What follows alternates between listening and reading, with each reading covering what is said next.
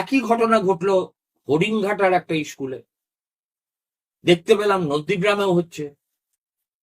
পুলিশে প্রহরায় সরস্বতী পুজো।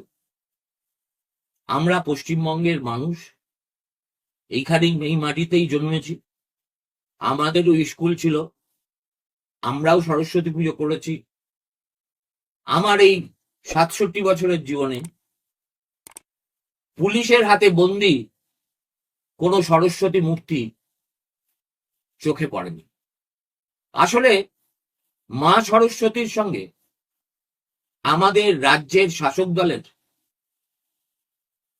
অবস্থানটা এত আলোকবর্ষ দূরে যে তারা কোন বিষয়ে কি করা উচিত না উচিত সেই কাণ্ডজ্ঞানটুকুও নেই। আমার বক্তব্য, এরপরে যখন বিজেপির নেতারা